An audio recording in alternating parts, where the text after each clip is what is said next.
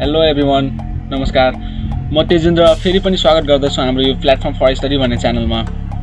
Okay, previous भिडियोमा हामीहरू expressions, keyword र अपरेटरको बारेमा जानेको थियौँ, केही कुराहरू सिकेको थियौँ। सो आज चाहिँ हामीसँग न्यू टपिक छ टाइप्स अफ अपरेटर भन्ने। द्याट मिन्स अपरेटरको टाइपहरू पनि हामीले बुझ्नै पर्ने हुन्छ यदि हामीहरू सी प्रोग्रामिङ गरिरहेको छौँ। द्याट मिन्स अरू कुनै पनि प्रोग्रामिङ गरिरहेको छौँ भनेपछि त्यही प्रोग्रामिङको टाइप्स अफ अपरेटर्सको बारेमा बुझ्नै पर्ने हुन्छ।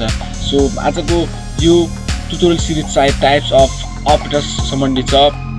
Okay, so let's start. फर्स्टमा मैले चाहिँ के गरेँ कि एउटा नोटप्याड ओपन गरेँ र यहीँबाट नै मैले यसपालि लर्न गराउने विचार गरेको छु। सो फर्स्टमा हामीसँग धेरै टाइप्सको अपरेटरहरू हुन्छ सीमा। सो यसमा चाहिँ मैले इम्पोर्टेन्ट मात्रै अपरेटरहरू राख्ने गरेको छु। सो तपाईँहरू चाहिँ यदि नयाँ टाइप्स अपरेटरहरू चाहिँ नयाँ भन्दा छु, द्याट मिन्स अझै योभन्दा बढी सिक्न चाहनुहुन्छ भनेपछि तपाईँ चाहिँ इन्टरनेटमा सर्च गरेर हेर्न सक्नुहुनेछ त्यहाँ। So okay, let start. फर्स्टमा हामीसँग छ अर्थमेटिक अपरेटर भन्ने छ।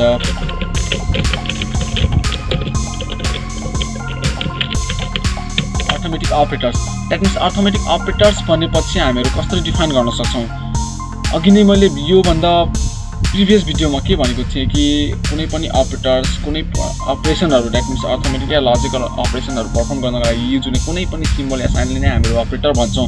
सो अर्थमेटिक अपरेटर भनेपछि कुनै सिम्बल अर साइन जो कि तपाईँको अर्थमेटिक अपरेसनहरू पर्फर्म गर्नको लागि युज हुन्छ, त्यसले चाहिँ हामीहरू अर्थमेटिक अपरेटर भन्छौँ। For example plus for additions, minus for subtractions, यसरी for multiplication and backslash for division. Okay, so यिनीहरू चाहिँ के हो, हाम्रो अपरेटर्सहरू हो। अर्को चाहिँ हामीसँग मोडुलस डिभिजन भन्ने छ। मोडुलस डिभिजन भनेपछि यसमा चाहिँ यो त नयाँ टर्म आउँछ तपाईँहरूको लागि। यदि तपाईँ चाहिँ बिगिनर हुनुहुन्छ भनेपछि म्याथमेटिक्समा युज हुन्छ, बट म्याथमेटिक्समा चाहिँ पर्सेन्टेजको रूपमा युज हुन्छ यो। बट यसमा चाहिँ रिमाइन्डर टेक आउट गर्नको लागि, द्याट मिन्स रिमाइन्डरलाई लिनको लागि, फर इक्जाम्पल मैले ए इक्वल्स टु के गरेँ 51 मोडुलस डिभाइड बाई 10 गर्यो भनेपछि के गर्छ, त्यो चाहिँ डिभाइड नै गर्छ, डिभाइड नै गर्छ। बट यहाँबाट आएको रिजल्टलाई यसले होल्ड गर्दैन कि यो भ्यारिएबलले चाहिँ यहाँबाट आएको रिमाइन्डरलाई मात्रै होल्ड गर्छ। ओके, एकदमै क्लियर छ, सिम्पल छ। यति मात्रै बुझ्नुहोस् कि मोडुलर भनेको रिमाइन्डरलाई लिनको लागि मात्रै युज गरिन्छ, बस। नेक्स्ट हामीसँग इन्क्रिमेन्ट अनि डिक्रिमेन्ट भन्ने छ। इन्क्रिमेन्ट भनेपछि दुईवटा प्लस हुन्छ। यदि कुनै पनि भ्यालु, जस्तै कुनै पनि भ्यारिएबलमा मैले सी प्लस गरेँ भनेपछि के हुन्छ, सी को भ्यालु कति छ त, मानौँ पहिला सी को भ्यालु कति थियो, सी को 5 थियो भनेपछि सी को भ्यालुलाई एकले इन्क्रिमेन्ट गर्दै जान्छ। द्याट मिन्स सी प्लस गरेपछि के गर्छ, 5 मा 1 प्लस गरेर दिन्छ, फेरि सीलाई नै दिन्छ। जस्तै सी प्लस गरेपछि सी को पुरानो भ्यालुमा नयाँ भ्यालु जोडेर फेरि सीमै राख्ने काम गर्छ। यो इन्क्रिमेन्ट अपरेटर भन्छ यसलाई। अर्को नेक्स्ट हामीसँग डिक्रिमेन्ट अपरेटर, जुन माइनस भन्छ। यसले माइनस यो चाहिँ के गर्छ कि पुरानो भ्यालुमा एकले माइनस गरेर है, पुरानो भ्यालुमा एकले माइनस गरेर, इक्जाम्पलको लागि लिनुहुन्छ भने सी माइनस गर्नुहुन्छ भनेपछि के हुन्छ कि यो सीमा पुरानो भ्यालु चाहिँ 5 थियो। सो त्यो 5 मा चाहिँ -1 गरेर फेरि सीमै पुट गर्छ। सो सीमा होल्ड भएको भ्यालुमा चाहिँ एकले माइनस गर्छ। सो यिनीहरू चाहिँ के भयो, हाम्रो अर्थमेटिक अपरेटर्स भयो। एकचोटि अझै हामीहरू हेर्छौँ समरीको लागि। अर्थमेटिक अपरेटर्स भनेको त्यस्तो टाइपको अपरेटर्स हो जो चाहिँ अर्थमेटिक अपरेसनहरू, that means mathematical functionality perform गर्नको लागि युज हुने कुनै पनि सिम्बल या साइनलाई हामीहरू अर्थमेटिक अपरेटर भन्ने गर्दछौँ। ओके, देन नेक्स्ट हामीसँग रिलेसनल अपरेटर भन्ने छ। रिलेसनल अपरेटर्स,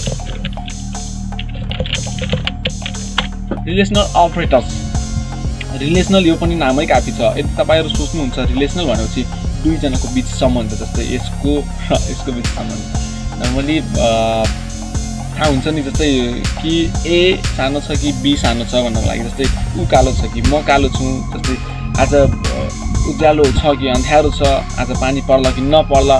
द्याट मिन्स त्यस्तो टाइपको कन्डिसनहरू चेक गर्नको लागि युज हुने अपरेटर भनेको रिलेसनल अपरेटर हो।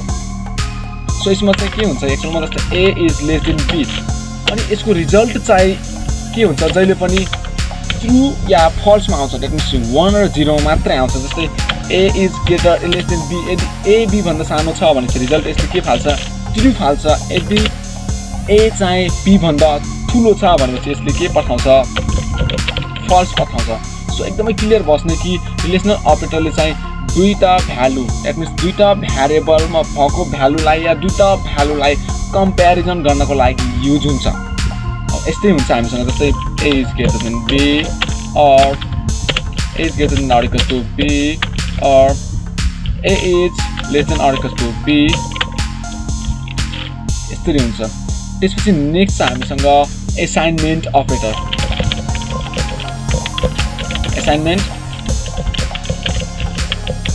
अपरेटर असाइनमेन्ट अपरेटर्स भनेपछि यो चाहिँ कुनै भ्यालु कुनै भ्यारिएबलमा असाइन गर्नको लागि युज हुन्छ। फर इक्जाम्पल लागि जस्तो A इक्वल्स टु मैले 5 गरेँ भनेपछि यसमा चाहिँ 5 के हो त भ्यालु हो र इक्वल्स टु भनेको के हो त असाइनमेन्ट अपरेटर अनि A भनेको के हो त भ्यारिएबल। सो यो A भन्ने भ्यारिएबलमा मैले इक्वल्स टु असाइनमेन्ट अपरेटर दिएर 5 भन्ने भ्यालुलाई के गरिरहेको छु होल्ड गराइरहेको छु द्याट मिन्स असाइन गराइरहेको छु। सो यसलाई चाहिँ असाइनमेन्ट अपरेटर भन्छ। असाइनमेन्ट अपरेटर धेरै हुन्छ जस्तै A प्लस इक्वल्स टु के गरिन्छ 5 द्याट मिन्स के गरिन्छ कि यसमा A मा भएको पुरानो भ्यालुमा चाहिँ 5 प्लस गरेर फेरि A मै राख द्याट मिन्स A भन्ने A equals to A plus equals to 5 same यस्तै गर्न मिल्छ A minus equals to 5। So यिनीहरू चाहिँ हाम्रो के भित्र पर्छ असाइनमेन्ट अपरेटर भित्र पर्छ। ओके नेक्स्ट छ हामीसँग लजिकल अपरेटर।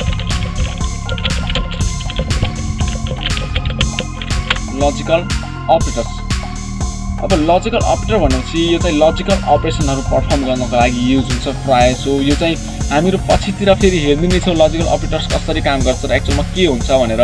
जस्तै कुनै दुईटा कन्डिसन सँगसँगै चेक गरिरहेको छौँ हामीहरू यसको यो चाहिँ हामीहरू प्राय डिसिजन मेकिङतिर एकदमै बढी युज हुने भएकोले गर्दा हामीहरू प्राय कन्डिसनहरू चेक गर्नको लागि नै युज गर्छौँ। जस्तै एन अपरेटर भन्छ दुईटा यो र त्यो र अर्को छ अर अपरेटर। यसलाई फर्स्टलाई एन सेकेन्डलाई अर भन्छ। अर्को हुन्छ हामीसँग नट अपरेटर भन्ने हुन्छ नट। सो यो चाहिँ हामीहरू पछि गएर फेरि हेर्ने नै छौँ यसको बारेमा। सो यसलाई चाहिँ म अहिले छोडिरहेको छु। यदि तपाईँहरूसँग कुनै क्वेसन छ या कुनै समस्या छ भने चाहिँ कमेन्ट बक्समा गएर आफ्नो कमेन्ट छोड्दा हुन्छ। म तपाईँको कमेन्टलाई रिभ्यू गर्छु एगेन्स्ट र चाहिँ तपाईँको क्वेसन अनुसार नै फेरि नयाँ भिडियो बनाएर आउने नै गर्छु। सो आजको लागि यो भिडियोसम्म मात्रै। सो नेक्स्ट भिडियोसँगै म आउने नै वाला छु। सो आजको लागि bye bye, see you next time.